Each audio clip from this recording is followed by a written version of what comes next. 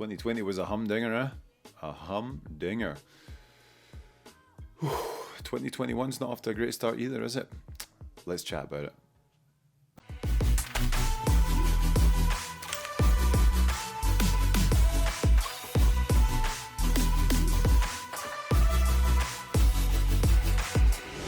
What's up, everyone? Louis Galt here again. How are you? Hope you're doing fantastically well. Welcome to the channel. If you haven't been here already, you know what I'm going to say.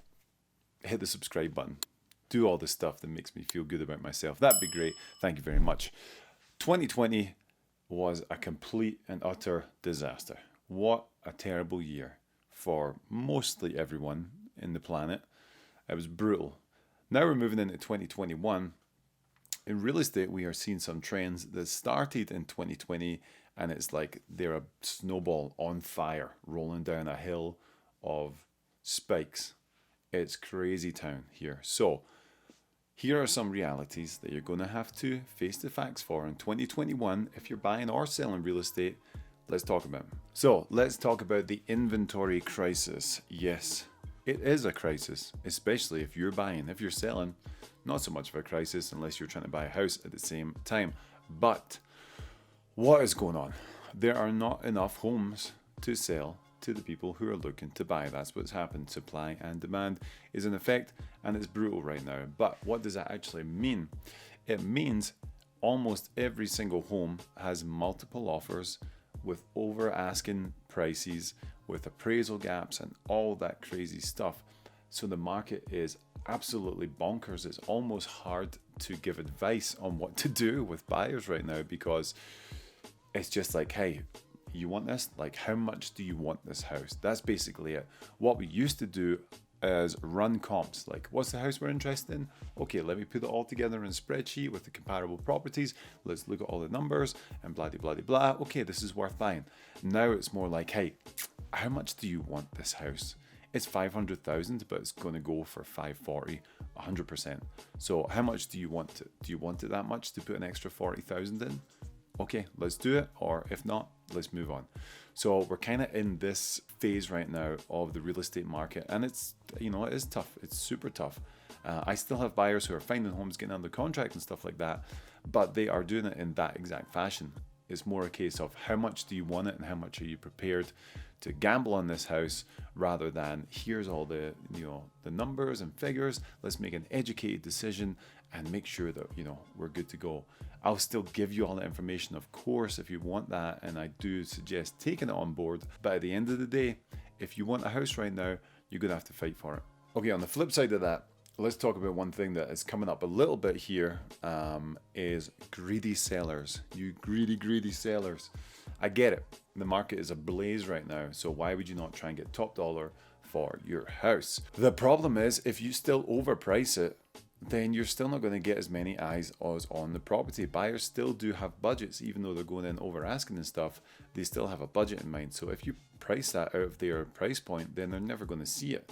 So you still have to go in at market value pricing, and then more than likely you're going to get multiple offers and bring the price up to probably where you wanted to list it in the first place. So don't overprice things, because they still sit on the market, and you'll watch them start to reduce the price until they hit that sweet spot, and then they will sell. But now they might sell for under what you thought you were going to get, under what you thought you should have put it in at, maybe more inspection items and stuff like that. So it's tough. I know that it seems very appealing just to put it on for as much as you possibly can get, but it's still the best process to put it on at market value and then watch the price go up. So don't be super greedy, sellers. You'll get it. And that also goes for outdated homes, right?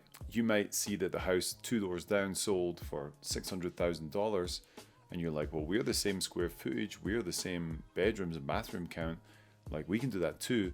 And then we come and see your home, and it looks like an old folks home. The carpet's all there, there's wallpaper, it's a mess.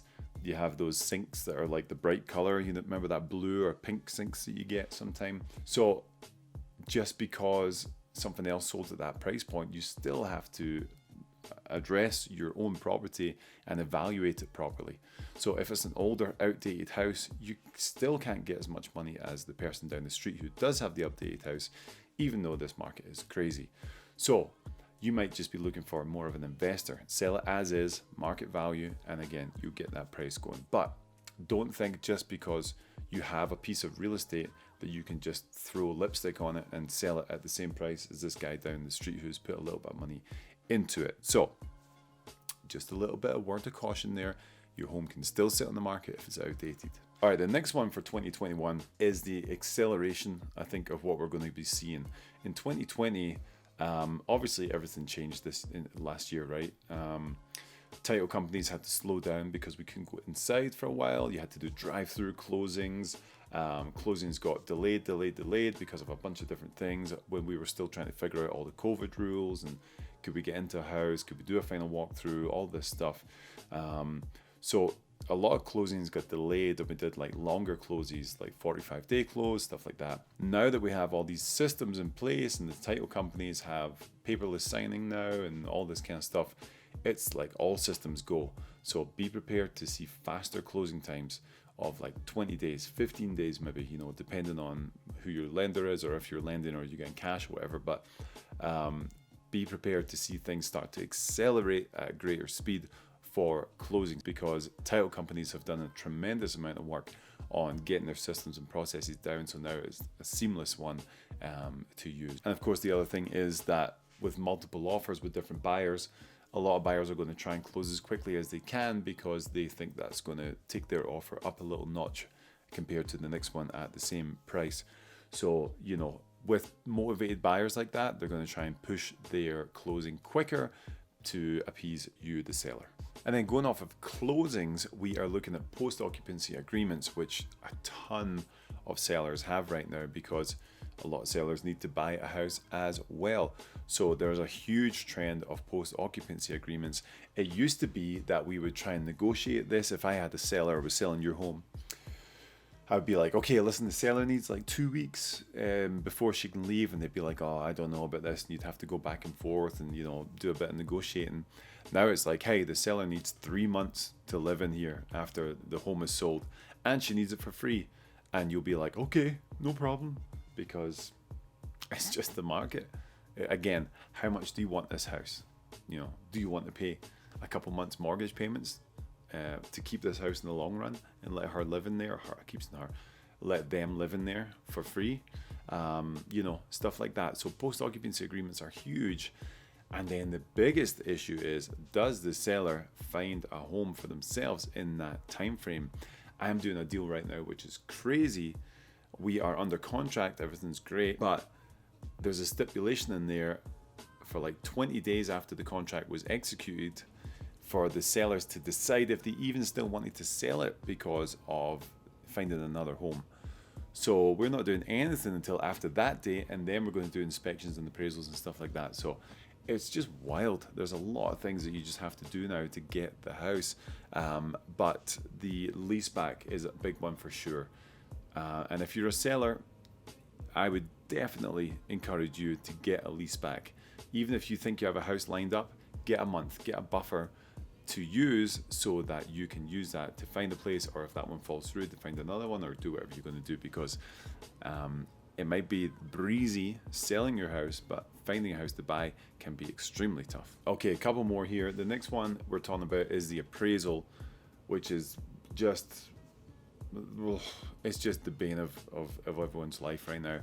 I've done a full video on appraisal gaps. You can check it out around about here and learn what an appraisal gap actually is and how it all operates. So I'm not going to dive too much into that. I'll presume you've seen it, or if you haven't, pause this, go and watch that one, then come back.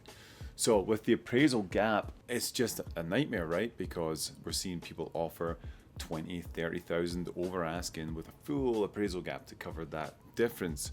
And that's going to be more increasingly common every step of the way. Actually, it's pretty much every single house right now, unless it's been sitting on the market, has got that in there. All of my buyers are doing it. It's just nuts. So having to do that, again, how much do you want this house? That's what the appraisal gap is. It's really how much do you want to give away to get this house. If it's going to be a 10-year house, yeah, you'll make it back for sure. If you're only going to be here for a couple of years, you might want to think about it. So really, really big trend that we're going to see in 2021 is the continuation of the appraisal gap. And it's going to get a little bit tougher because now appraisers are seeing that written into the contracts. And I just went through this with two of my buyers that we were purchasing for, the listing price was $515. We purchased for $545, 30,000 over with a full appraisal gap. Well, the appraisal came in at $505, which is 10,000 under the list price, which is 45,000 under what my buyers offered. So how do you figure that one out? It was a big old mess. We got through it, but it was a mess. So appraisals are still going to continue to get messy because the desperation is out there where we're still paying above asking price. And like I said, putting homes on at fair market value is the way to go. So if you're putting a home on at fair market value, but everyone keeps buying here instead of here, then what happens in the future with all these houses? What happens in our market with inflated prices? I'm not really sure. I don't have the answer for that right now. Which brings me on to my final point, which is overvalued markets. I think we're going to see this a ton because, like I said, the appraiser, I mean, what is value, right? The definition of value is what one person thinks it is. You know, this microphone, I love this microphone right here. So, I mean, I put a value on this of $1,000, but the person selling it put a value of it on like $200. I think I paid for it, but I love it so much, and it's cleared up all my audio issues with all my videos, which you can probably tell.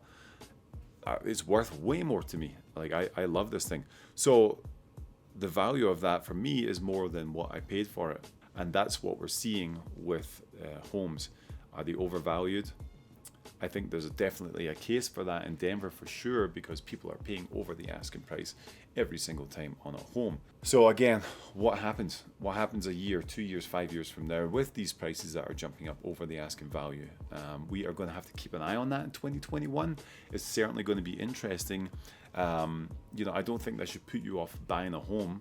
It should definitely not put you off selling a home, but there definitely are cautionary flags to just keep an eye on, you know what I'm saying?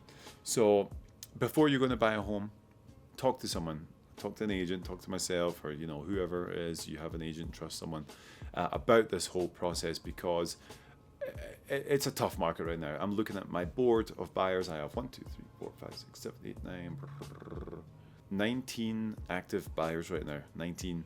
And a lot of them are not getting the houses that they want. A lot of them are not under contract. A lot of them are.